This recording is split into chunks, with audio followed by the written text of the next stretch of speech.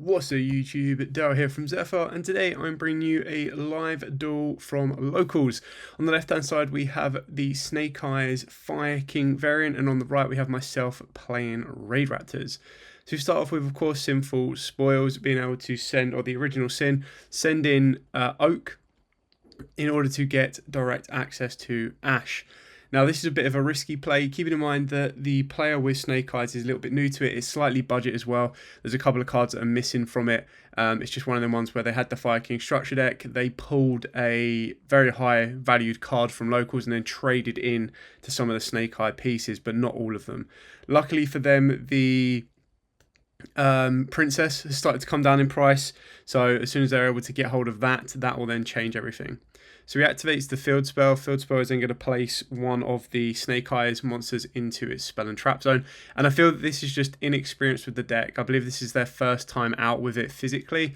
So, you know, you'd probably want to be sending Poplar or putting Poplar into the spell and trap zone, and then just being reminded that Ash is actually imperm, so it can't send Oak and itself in order to get to the big Flameberg. So you got to keep in mind that you probably want to be putting Poplar along that back row with the field spell effect, and then you probably could have maintained your normal summon when you did that as well. So activate that, put a card into its spell and trap zone, and then activate the original Sin, send the original Sin target, which would probably be something along the lines of Poplar, and then you would have maintained your normal summon. So hopefully if they're watching this, that's a bit of a learning curve for them so they can understand where to go. But we're going to set one and then pass. So for the Raidraptors, they are very, very explosive. They can play through a couple of hand traps, but if you know exactly where their choke points are, then it can get quite damaging. So we're going to start off by normal summoning Raider's Wing, and then because I normal summoned a Winged Beast, we get to normal summon the Samorg, and this is basically going to give you your protection of Raider's Knight. So anytime you open up Raider's Wing, I feel a little bit more comfortable going directly for a Raider's Knight, because then I don't need to worry about a Veiler or an Imperm. Yes, Ash can be slightly damaging, especially in this particular scenario, because at this exact moment in time, when we do go into Arsenal Falcon, if it does get ashed, if I have no extender in my hand, it will ultimately, you know, you can't get Arsenal Falcon off the board. So you've got to be a little bit careful on that one. So we're going to use Ultimate Falcon, use Arsenal Falcon's effect, and it's DD Crowing. Now, this is a little bit premature. So DD Crow deciding to get rid of the Raiders Knight, which is a bit of a, the Brave Strix, which is a bit of a pain in the backside, because then it means that, apologies for the battery drop on that one, it means that the quick play rank up is not as, it's not as easy to do. You need to get another level 4 in the graveyard. This again also shows a little bit of inexperience, because technically, if you waited to DD Crow the Arsenal Falcon in the graveyard, I believe it doesn't summon the Arsenal Falcon. I believe it has to be used as material, and if you can't use it, it doesn't work. But either way, we get into Tribute Lanius. Lanius' effect is not negated, so we're going to be able to send a Mimicry directly from the deck to the graveyard, banish the Mimicry, and then this is going to search us out our extender in the form of Strangle Lanius. You'd have to let me know. There was a couple of interactions I had at locals where I got Nibiru'd on the rank up spell on Brave Strix, and I just assumed that I wouldn't be able to summon the monster, because you can't use that Brave Strix as the material to rank up. And then also, if they DD Crow the Arsenal Falcon, does that then mean you don't get the Ultimate Falcon? So if you know that, let me know. Kind of different interactions. You'll also see a couple of times with Roost as well, where I'd been told numerous times at locals that Roost couldn't put back extra deck monsters because it had to go to the bottom of the deck. But then later on after this, I was like, I don't know if that sounds completely true. So I did a bit of research, and apparently it can go back to the extra deck. It just depends on whether the card states back to the main deck or not, which is why something like Chaos Space works that way. Anyway, as we continued on, we've been able to get into the Ultimate Falcon. We're going to overlay the Strangle Lanius and go in, and the Fuzzy to go into our 4 Strix. We're then going to be able to use the effect. This will then allow us to trigger Fuzzy's effect as well to search out another copy. Now at this point, we're technically Raidraptor locked for the entire turn. So this is why through more and more plays and more testing, I kind of feel like I don't feel that I would miss Fuzzy if I really wanted to. Like, I could get rid of Fuzzy and not worry about the Raidraptor lock. Like, the Dark Lock doesn't bother me. If you get rid of the Fuzzy, I would then be looking into, okay, well, maybe you can add in Bardiche, maybe you can add in a Fogblade. I wouldn't want to go down the Kali Yuga route, because I think that's just, it's just, like, you shouldn't need to. Like, you should have 2 towers on the board, and unless they've got Kaijus, you shouldn't really need to worry about it. But I mean, that's something I'm happy to look into. I just need to decide which route I would like to take with it if I do get rid of Fuzzy. And then through more and more testing, if I feel that Fuzzy isn't needed and I can still deal with it, then it'll be good. Like, there was a couple of times at this locals where I was like, okay, well, opening up Fuzzy was actually insane. It allowed me to continue my plays. But then in a scenario like this that you're seeing here, technically I probably didn't need to use Fuzzy. Like, as long as I could get another on the board, which I still have Raider's Wing in the graveyard, I could bring that back, and then that would then allow me to create the the Evil Swarm Nightmare, which is basically like a double Book of Moon. Not that you need it in this scenario, but it would also give me the ability to go into a Dark Monster that is a bit more aggressive, which is something that this deck kind of misses. Like, I really want to go into like a Link 3 or higher that's a more aggressive card, and I think like something like the Dark Charmer could be massively helpful here. But yeah, and it's at this point that I realised that DD Crow's more annoying than I expected, because that DD Crow, by banishing the Brave Strix, meant that I didn't have the correct levels in the graveyard to go into the Ultimate Rising Falcon. So I was like, damn, I've got to get another monster on the board in order to make it. So we go for a second 4 Strix, using the effect of 4 Strix in order to search out.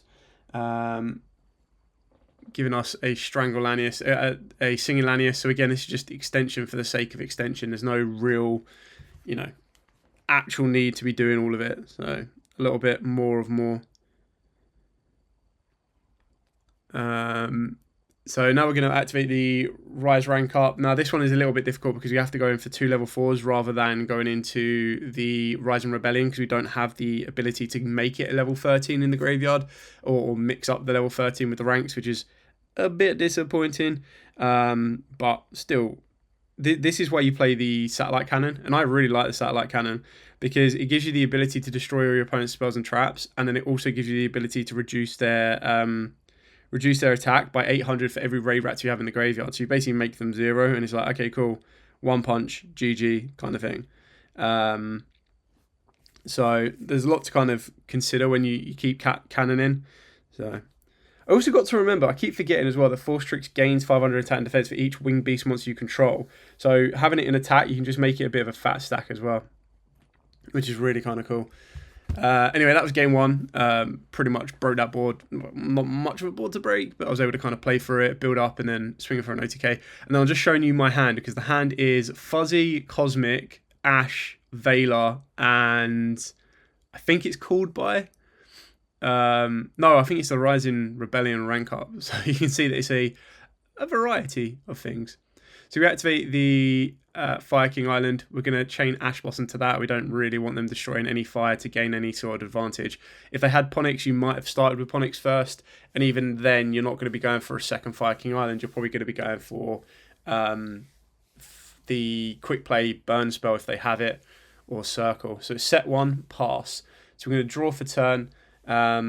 Hoping that this unlocks our hand. I think it is another Raidraptor, which is fine. So this is probably one of the examples where Fuzzy comes into play really well. So we know... Oh, it's Heal Eagle. No! It's like one of the ones you don't want to be seeing, because it literally limits your play. You can only go into the Link play. And then this is where Fuzzy comes into play. So just special time down Fuzzy. I've got Heal Eagle on Fuzzy. This one's very tricky, because if I get hit with a hand trap, it doesn't really go anywhere. So we get to go Chain Link 1, 4 Strix, Chain Link 2, Fuzzy. Fuzzy then allows me to chain block, which is quite nice to chain block from Ash. But annoyingly, we can only get another Fuzzy, which we've already specialed. Whereas I think probably a better way of doing it, and I realised this a little bit later on, is I should have normaled the Fuzzy, specialed the heal, and then gone from there. Because if I did it that way round, which is why there's a bit of thinking time, if I'd done it that way round, then when I searched out the second Fuzzy, I could special the Fuzzy, and then I can still play. So yeah, massive goof on my part on that one. But that's thinking like 20 steps ahead to try and realise that one. I think I just opened up the Heal Eagle, and I'd already set on special in the Fuzzy prior to that. I was like, okay, any Raidraptor I draw, I'm special in the Fuzzy. And I drew the worst Raidraptor to do that and normal summoned it rather than special it. So we've gone with the Mimicry. Again, this is like not ideal what I do here. This is not the optimum play. But lessons learned. So we go into the second 4 Strix. This will then allow us to banish the Mimicry from the graveyard. This then gives us another star. And again, this would have been good. Like, this would go for Bloom Vulture. And then this is how you're going to get the rank 4. So I still get the same out goal. I just went the biggest, longest route around, and I didn't even need to do so. So special summon, and then this is going to give me... I could go for Raider's Knight, like Raider's Knight or 4 Strix. Raider's Knight gives you, you're trying to push your plays up. But the issue with this, if I go Raider's Knight, is I don't have a way to link off the Arsenal Falcon because I've gone through both my 4 Strix like a dummy.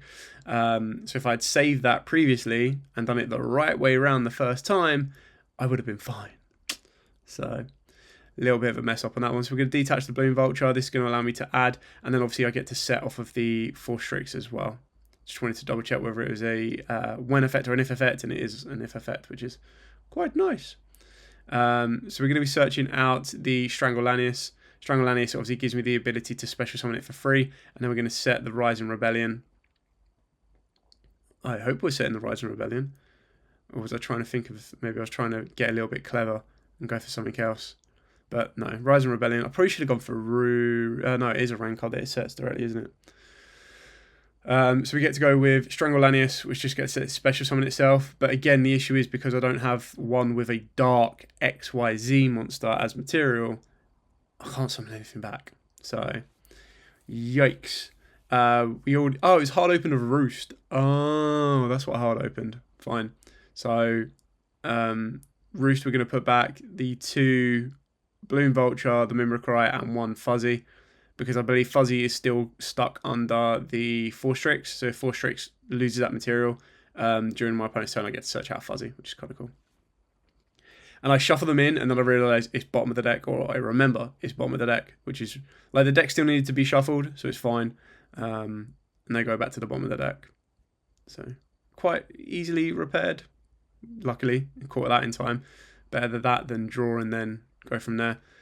And again, I probably should have put the 4 Strix in attack mode, because remembering the attack buff that it gets would have given me a nice little edge. But unfortunately, not a lot. So we're just going to poke for 14. So I could have done better on that one. This was a learning curve on this. So keeping that in mind for future duels. So currently got the Cosmic set. There was, to me, there was no reason to use it. I'm just going to save it for when they commit to their field spell, or when they commit to their board, and then I can Cosmic their field spell, which would then ultimately clear their entire board, which can be massively, massively helpful. So activates Viking Island, hits the Flameberg in the hand. Oof, it's not one you want to be seeing in the hand. But again, it's at these points where how far do you let them go?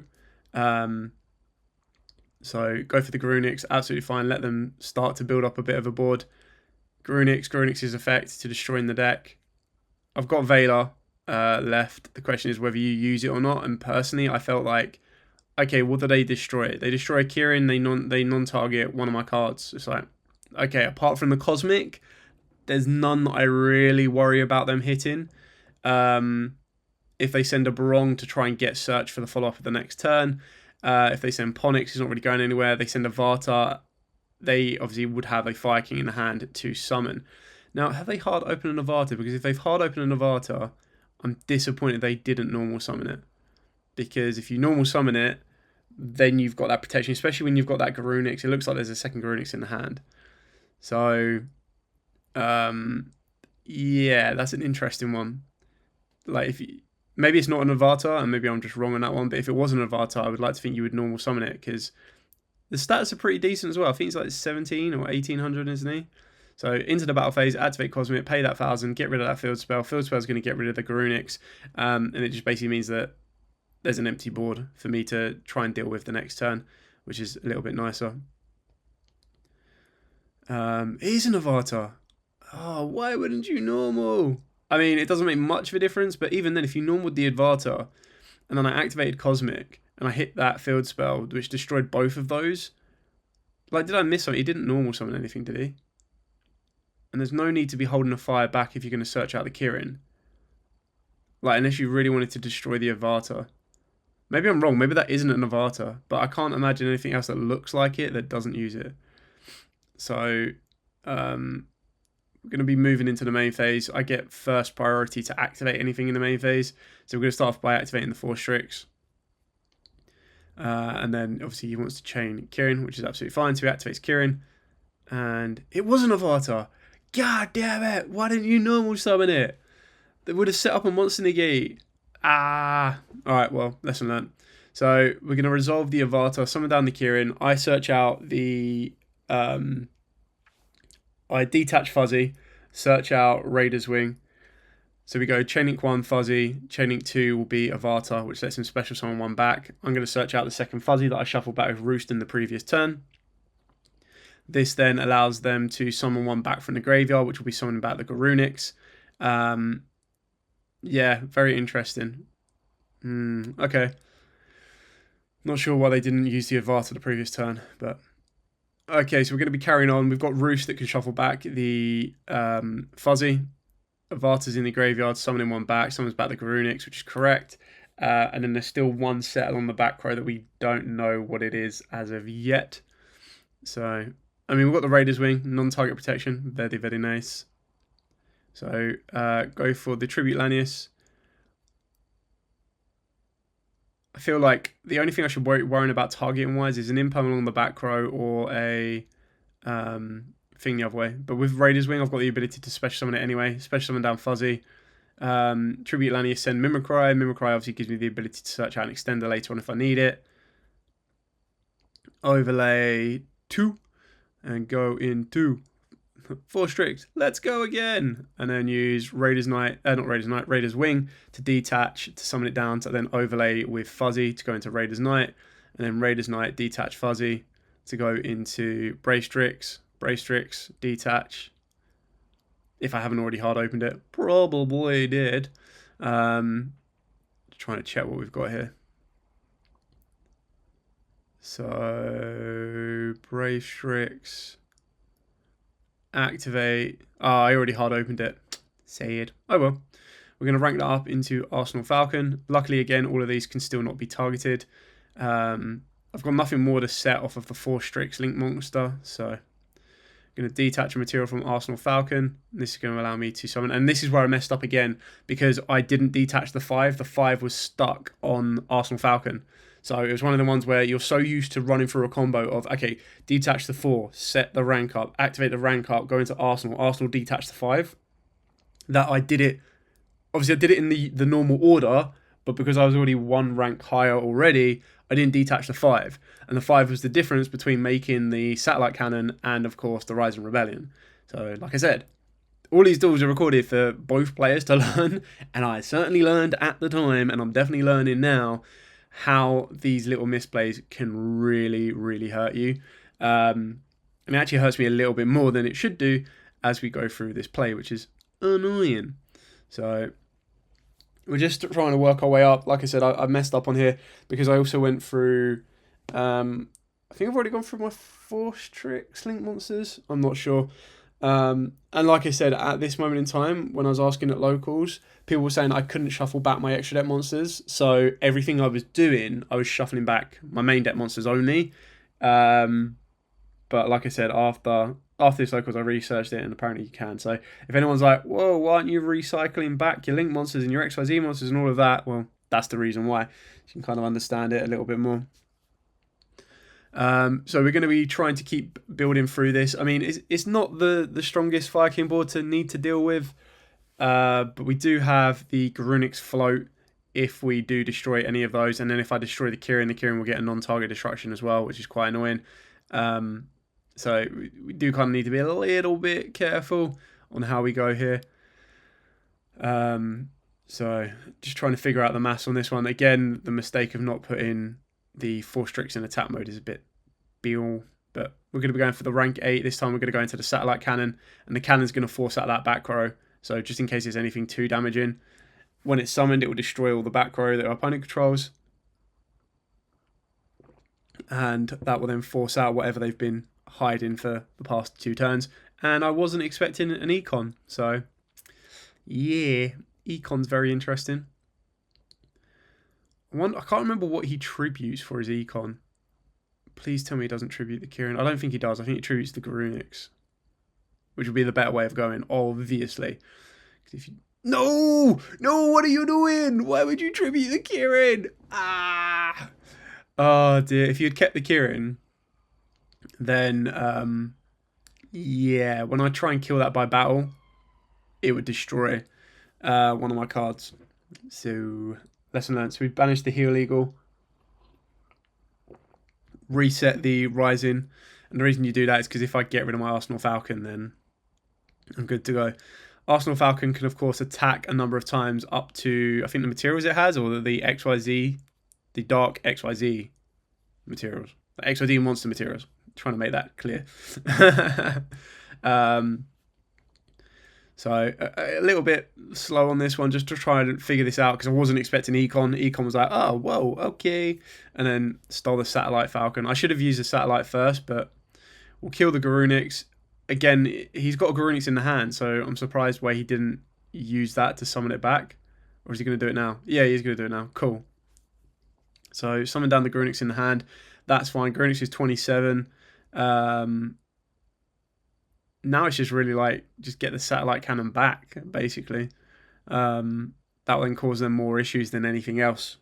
Get the satellite cannon back. That should be strong enough to finish the duel off. Bit of a grind state right now. Oh, what did I miss? What did that go? What?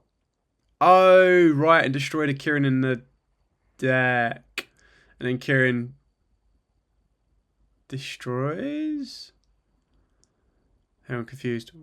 Oh, right, yeah, cool. So destroyed the Arsenal Falcon. Arsenal Falcon came back for the Ultimate Falcon. This is all during the battle phase. Unfortunately, one of the Garunix is buffed. So I probably should have attacked in the one that isn't buffed, which should be coming shortly. Can't attack into the... I don't want to attack into my own satellite cannon. Like, I'd rather get that back. So attack the one that isn't buffed. And I think that's the wrong one. I basically just said to him, whatever one that isn't buffed is the one I'm attacking. So as long as that's clear. And then satellite cannon comes back. And in the end phase, the Garunix loses 1,000 attack because of Ultimate Falcon. Whew, that was a bit of a long one, that one.